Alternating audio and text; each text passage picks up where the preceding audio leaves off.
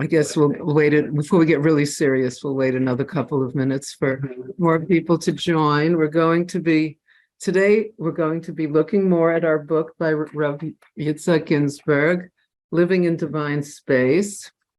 And also we're going to do a little bit about the parsha. I'm feeling like each week we should include some parsha learning as we're finishing up this book.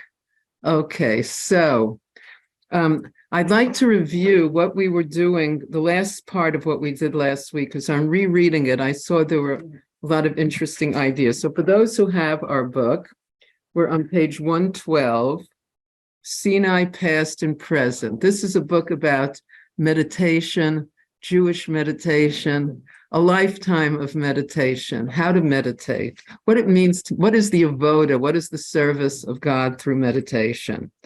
Okay. So we spoke about the 6 constant mitzvahs quite a lot in the beginning. I'll just review it because I see there's some new people. So there's 6 mitzvahs that every Jewish person is obligated to do all the time. And it's good to know what they are, because you never have to be bored once you know what they are.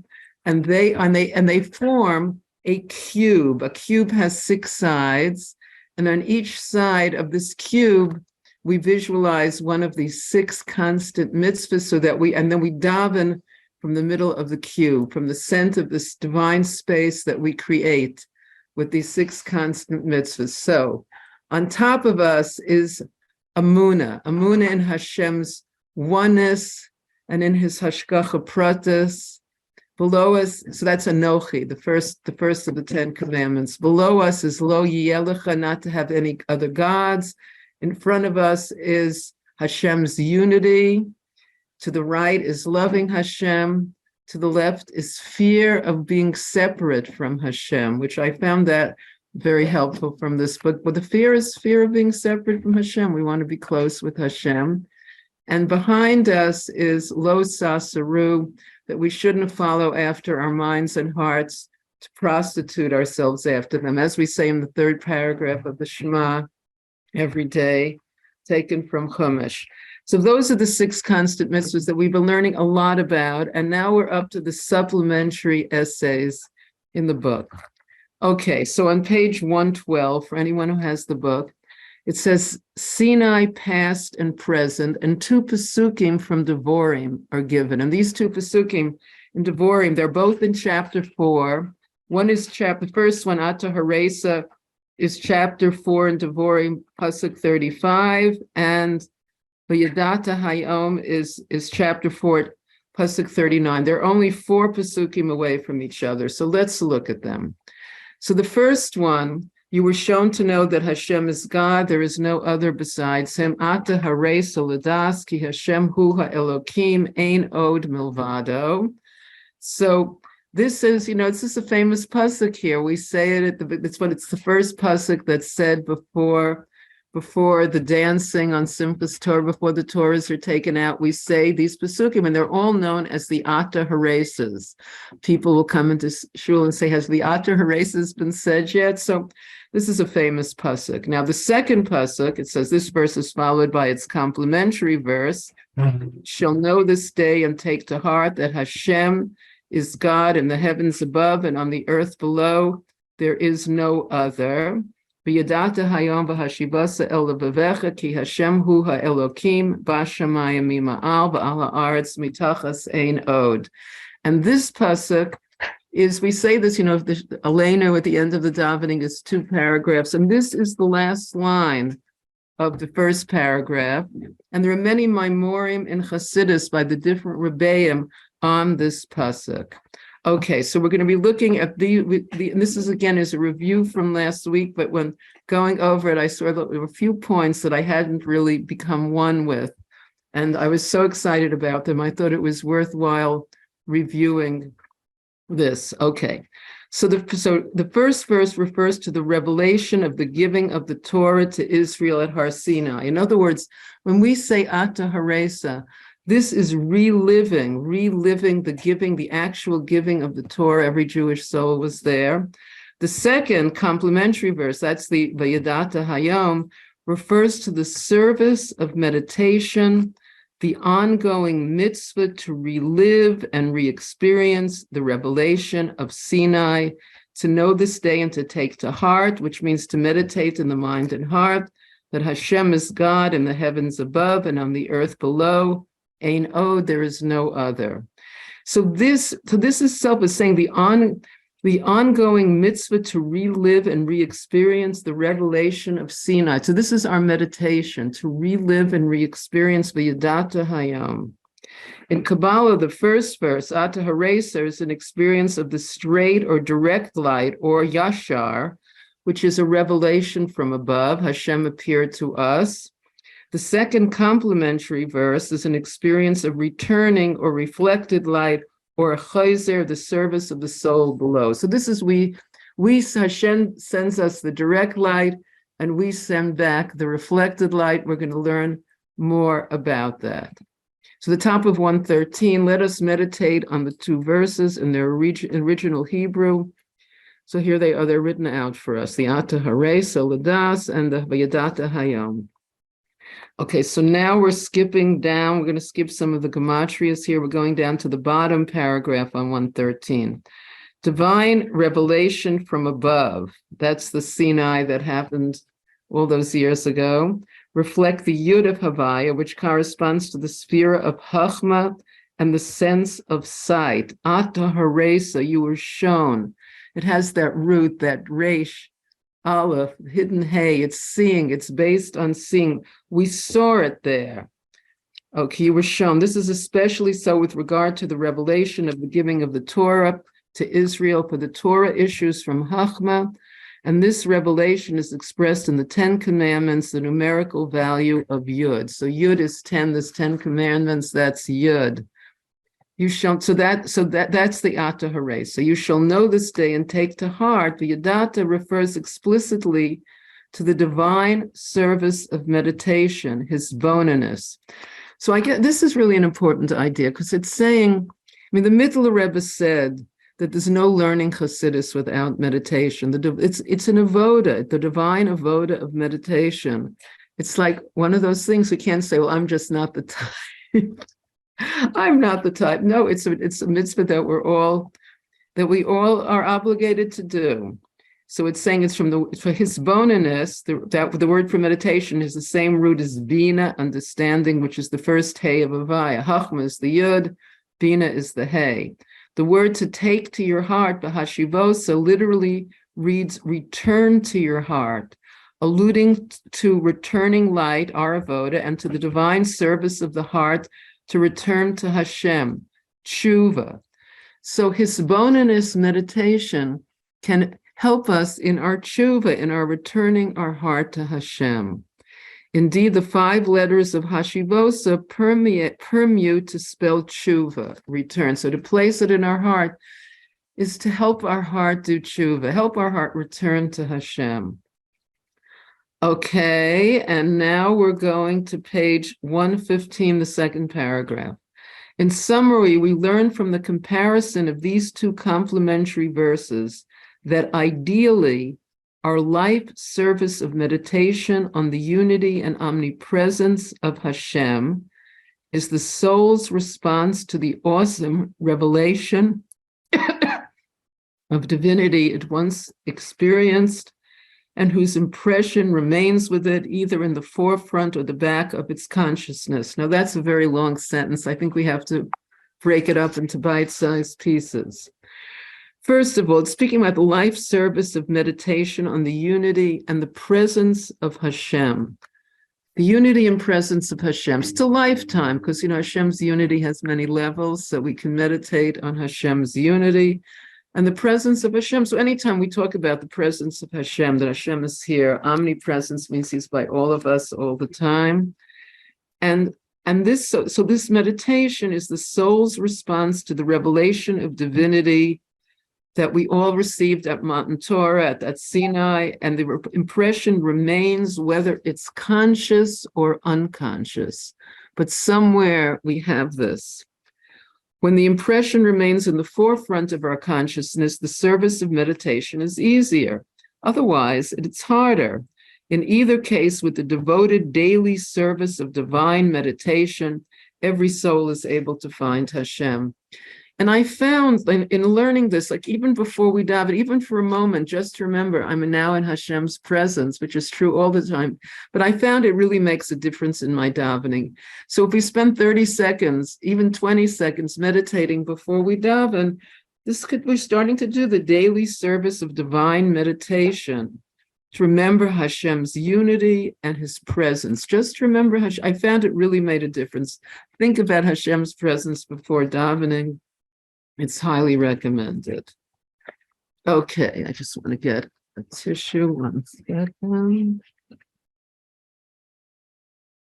Okay, so the bottom of page 115, all Jewish souls stood at Har Sinai when the heavens opened and the Torah was given to Israel.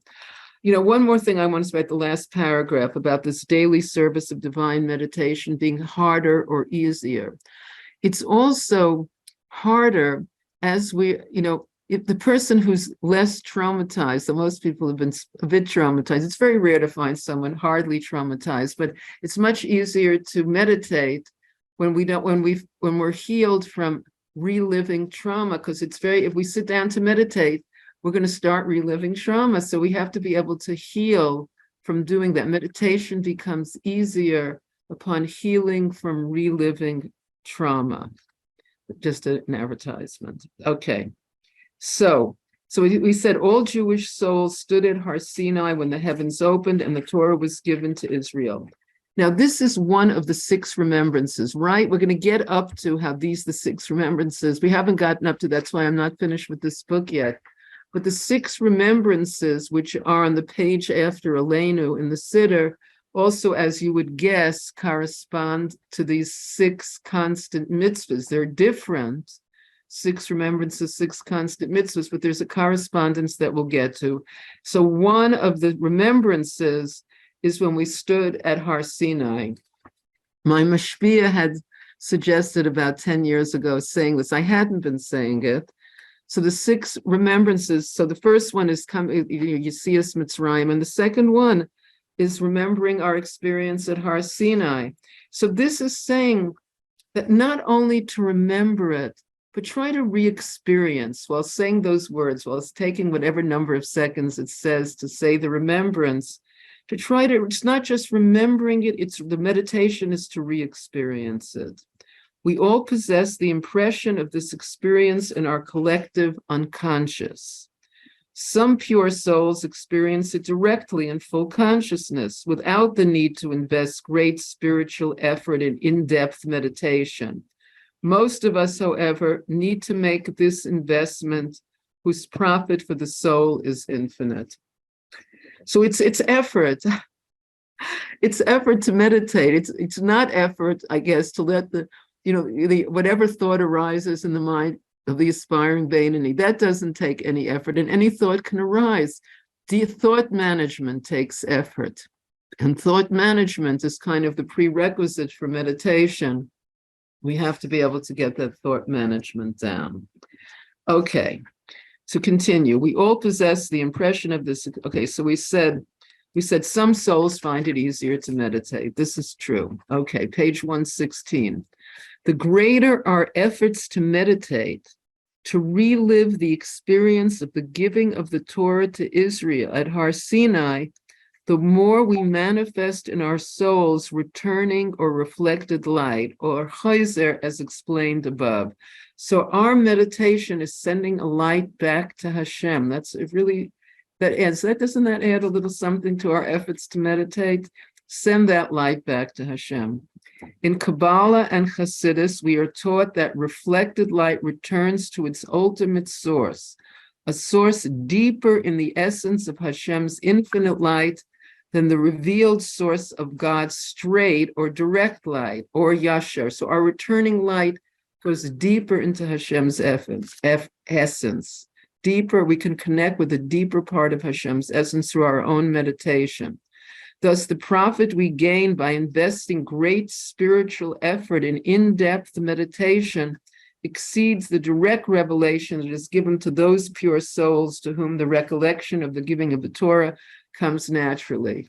So this is similar, the idea that effort, Hashem likes effort.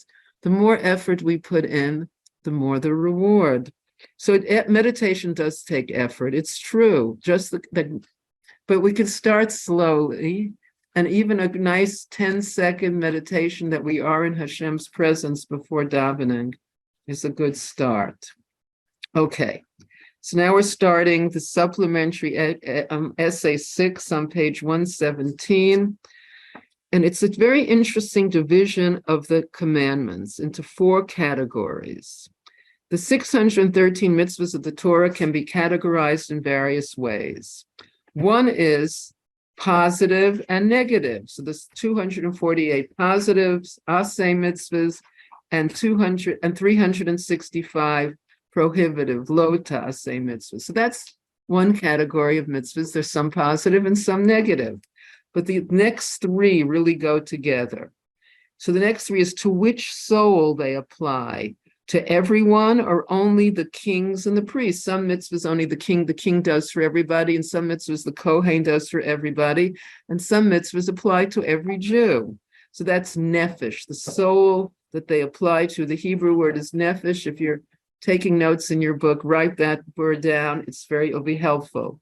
Then there's at which time they apply, at all times or only when the Beis Hamikdash is standing. So some mitzvahs only apply to certain times, like living in a sukkah only applies on sukkahs. So time goes with the word shana, which means year. So you can write shana by time, and then to which place they apply. If they apply everywhere in the world, or only in Eretz Yisrael, only in the land of Israel, only in the Beis Hamikdash. So place is olam. So these 3 words, we have nefesh, shana, and olam. So the first letters, if you to go the other way, olam, shana, and nefesh, is ashan, which is smoke, the word for smoke. And I found this a very helpful mnemonic way of remembering these 3 words. For some reason, it's very easy to remember ashan. So there's an ayin, that's olam, there's a shin, that's shama, there's a nun, that's nefesh. So it's place, time, and soul. And we've spoken about before that in shidduchim, it can be very hard sometimes to get the soul, time, and place lined up. Because we spoke about how in the story of Shem and Dinah, that it was a very deep soul connection between them. It wasn't like a teenage romance or something. They had a very deep soul connection. But Nefesh, Shana, and Olam, it's very hard to get. It wasn't the right time and it wasn't the right place. So it ended with tragic results. Then they come back as Cosby and Zimri. And again, it's just not the right time and place. But knowing that there's this deep soul connection between them really changes how one sees the story. And then finally, they come back as Rabbi Akiva after his wonderful wife Rachel passes away, and Geveret Tainus Rufus after Tainus Rufus passes away. She magires and she marries Akiva, and finally, they finally get soul, time, and place lined up. So shidduchim can take a few gilgulim if you have to be very patient. But this is the idea. So there's soul, time, and place. Okay, to continue. The 4 distinctions listed above correspond to the 4 letters of Hashem's essential name, Havaya. First, we'll discuss the last 3 distinctions, soul, time, and place, nefesh, shana, and olam, which correspond to the last 3 letters of the name Havaya, the Hey and the Vav and the Hey. We'll then return to the first distinction to see how it parallels the first letter Yud of Havaya. Okay, so what does it say about soul, about nefesh? It is taught in Kabbalah and Chassidus that the question who is associated with the sphere of Bina, which corresponds to the first Hey of Hashem's name. Order in time is the secret of the 6 days of creation, which correspond to the 6 emotive spheros and powers of the soul from Chesed to Yesod, the Vav of the name Havaya. Okay, so here I want to say a few words. What does this say? Order in time. Did you notice?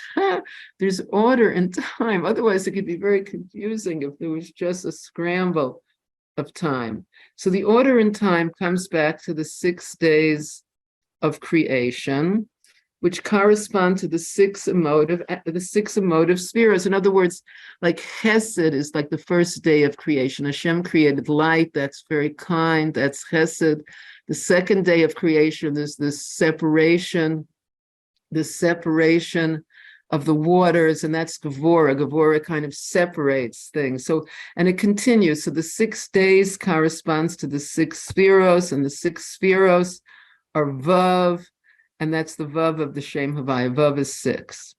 We've spoken about these ideas before. The order or position in space is identified in Kabbalah with Malchus, the final Hey of the name Havaya. Space is like this world. The king is seen as occupying the middle point of space, his ministers around him, and so on.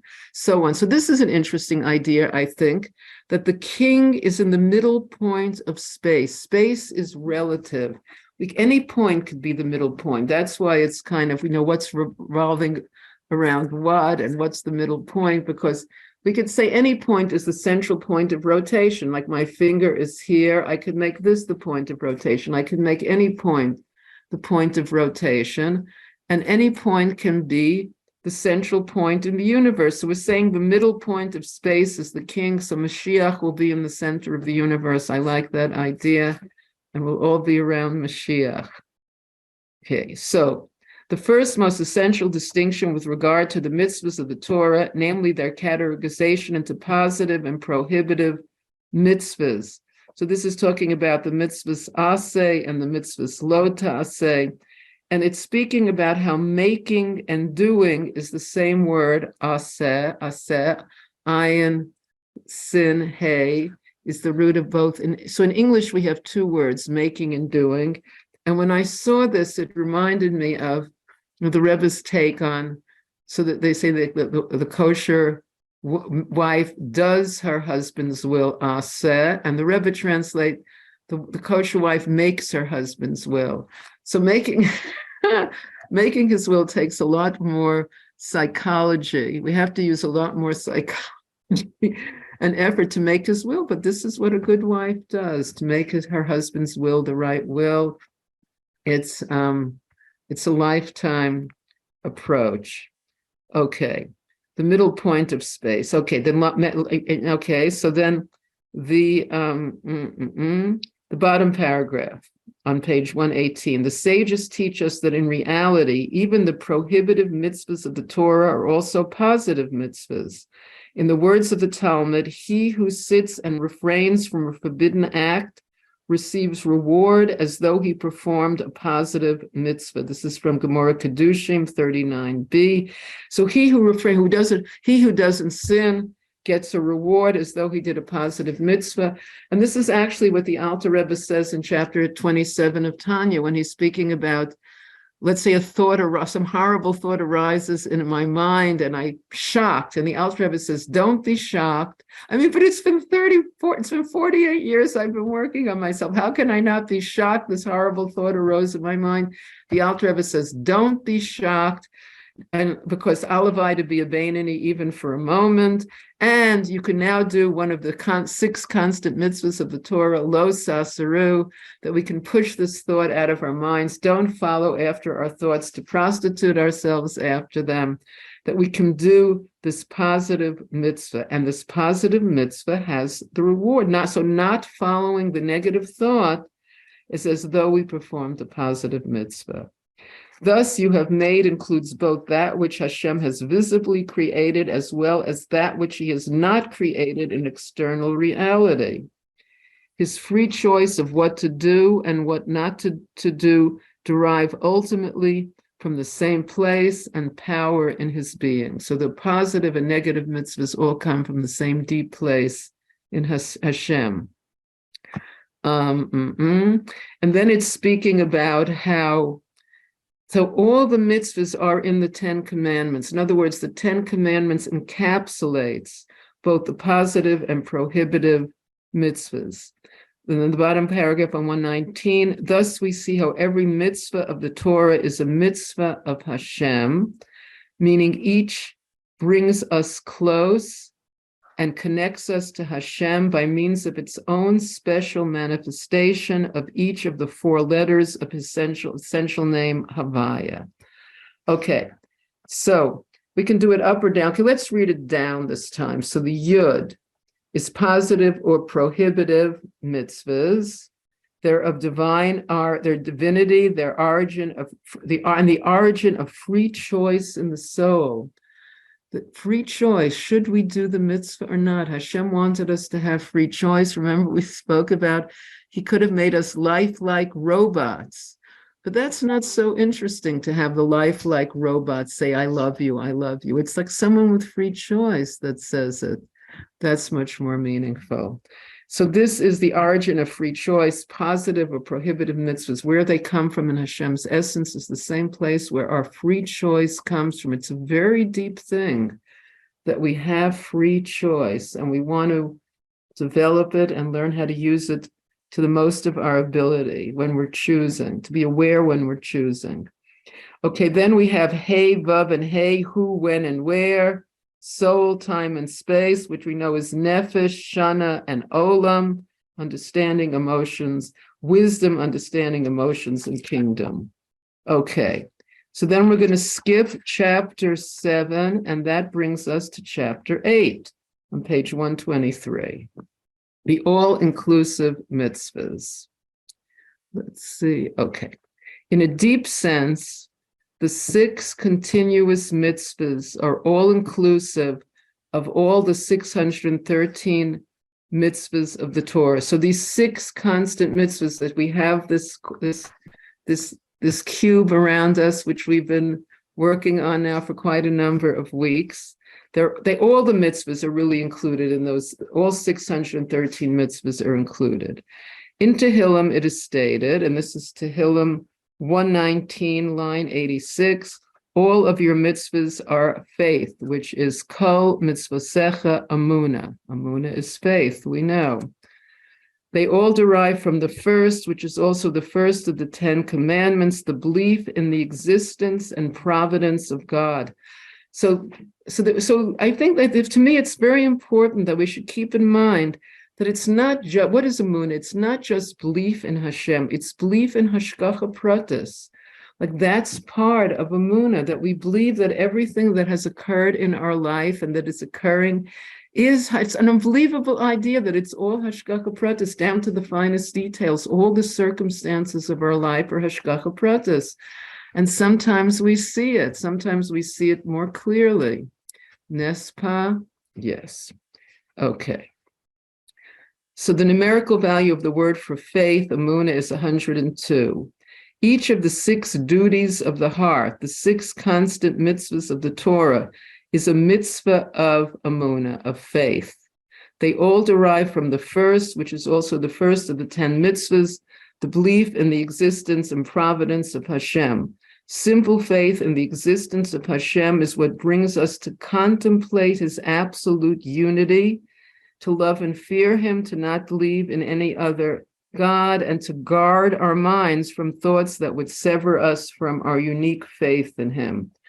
So what is this saying? That once we have Amunah that Hashem exists and that his Hashgacha Pratis covers every aspect of our life, then we want to contemplate his unity. Look, he exists, and his unity, it's a big thing. Hashem Echad, it's a big thing among us Jewish people.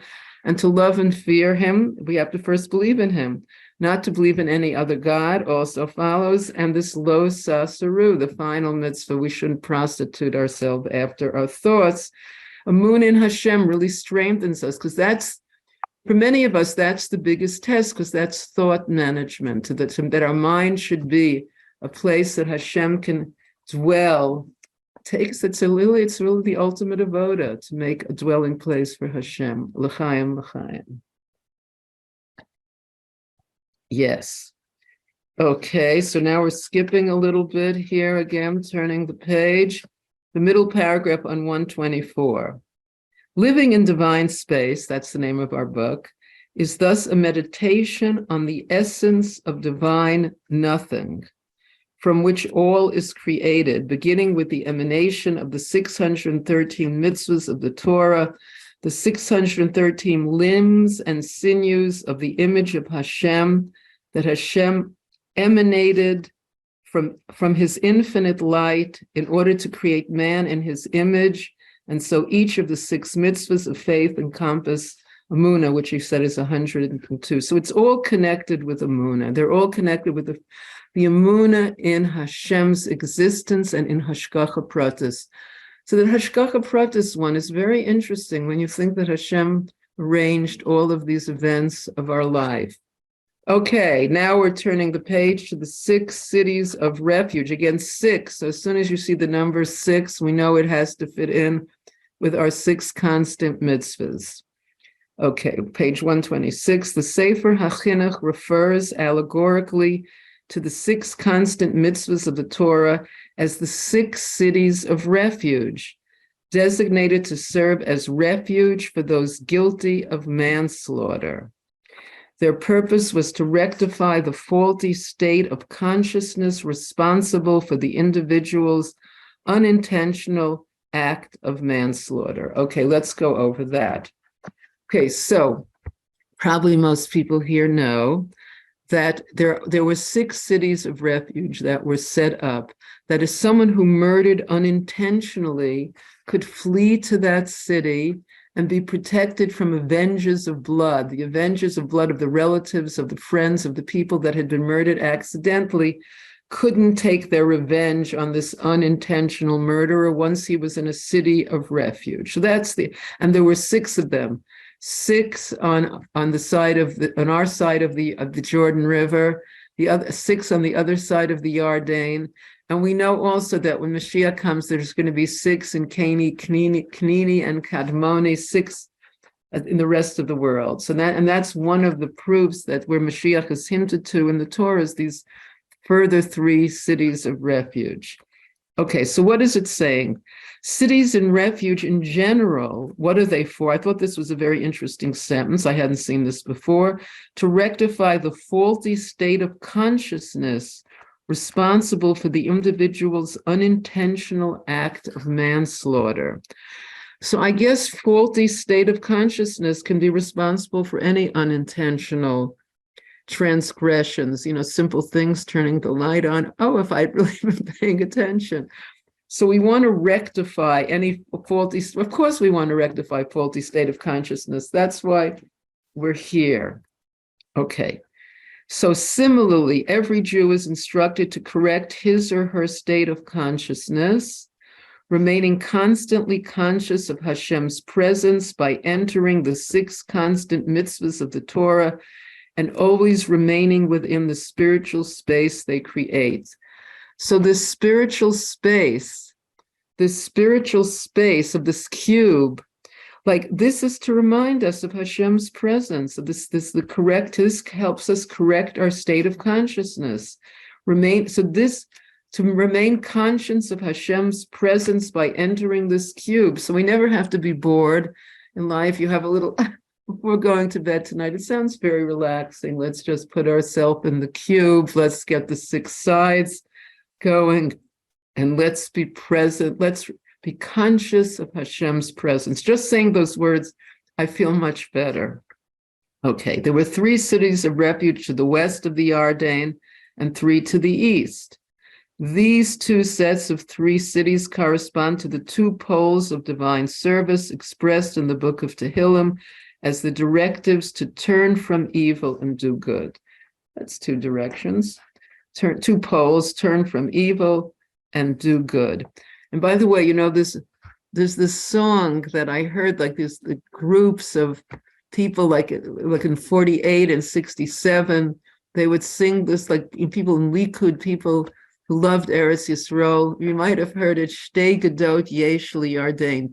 The Jordan has 2 banks. Has anyone heard Shtei Gedot? Okay, I won't burst into song. Shtei Gedot Yesh Yarden, Echad Shalanu v'Hasheni Gam Kain. One is ours, and the other is also ours. I guess it's kind of whimsical.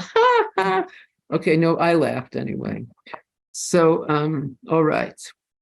The three cities to the west in the land of Israel proper correspond to the first, third, and fourth of the constant mitzvahs: to believe in the existence of Hashem, to believe and know his unity, and to love him. These three are essentially positive in nature, do good, characterizing the spiritual state of the land of Israel proper. The three cities to the east of the Yarden correspond to the second, fifth, and sixth of the six constant mitzvahs: not to believe in other gods, to fear God, and to shield one's mind from negative thoughts. These three are essentially prohibitive in nature, turn from evil. The second and the sixth are explicitly prohibitive mitzvahs. The fifth, to fear God, although a positive mitzvah, is the spiritual power that motivates us to observe all the 365 prohibitive commandments of the Torah. In other words, fear of Hashem is a positive mitzvah, but it is the kavanah behind not doing those 365 negative mitzvahs. And what is the fear again? The fear is we don't want to be separate from Hashem. Fear of separation from Hashem. If we transgress, we're separating ourselves. We don't want to separate ourselves. As been explained, turning from evil characterizes the spiritual state of the east bank of the Yarden. Okay, so now we're going to have a little Chumash schmooze, as I heard someone call it. Okay, so I just couldn't control myself. I think we have to bring a little Chumash in. And normally I would never on a Sunday say anything about last week's parsha, Vayechi, but since there's two ideas that are so close to what we've been learning, I can't resist. So please excuse me for speaking about yesterday's parsha, but I'll also say something about this week's. So two ideas in last week's parsha that seem really important. One is the naming, the blessing of Ephraim and Manasseh. Yosef is getting very nervous when he sees his father is going to put his right hand on the younger son Ephraim and give the younger son the greater bracha, because who more than Yosef knows the suffering of when a younger son is getting a greater blessing than an older brother. Yosef really knew this, so he was quite lifting his father's hands, trying to change it. But we spoke about how Manasseh is saying, I forgot the suffering in my father's house. It's like what was. Manasseh is what was. I'm willing to say it's not happening now. What was. I'm able to say this happened in the past. It's not happening now. There were people after the Shoah who could do that, who were able to remarry and have children. And for other people, it was very, very difficult to say what was on such great suffering.